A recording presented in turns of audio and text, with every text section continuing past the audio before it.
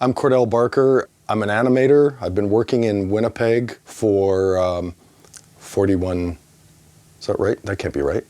41 years? Yeah, 41 years. Oh man.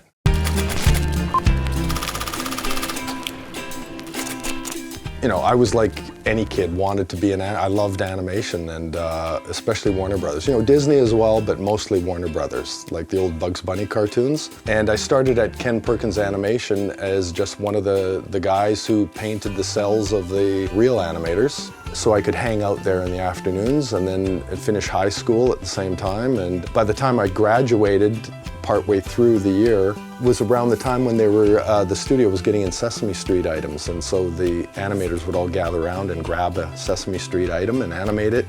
And it wasn't the most demanding of animation challenges. They were very simple, low budget things, so it was perfect for me.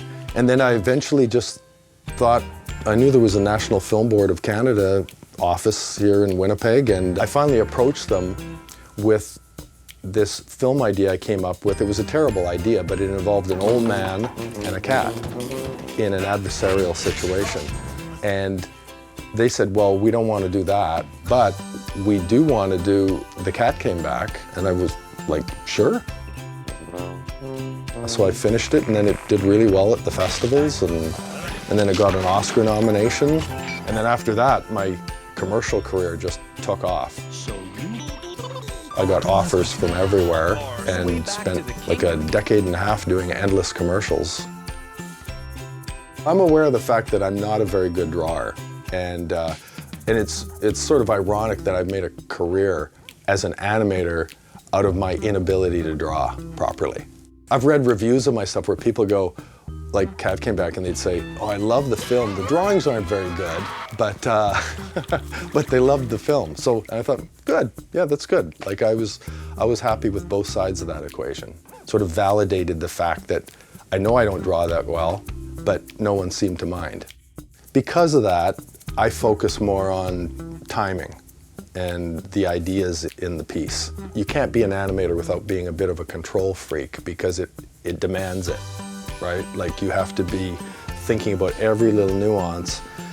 And for me, it's ironically not the animation that I like the most, it's the timing of the animation. Like I love sitting down, like once I get the drawings done and I get them into the computer, then it's like, oh, okay, now I can make something out of this.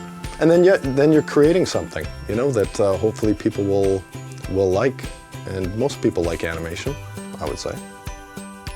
My previous films were all 2D animated with my particular style and ability, drawn on paper, scanned in, colored cartoon characters. But my latest one is stop motion, so it requires a team, you know, because it's stop motion puppet, frame by frame, manipulating the puppets, and I wanted one that it wasn't just me.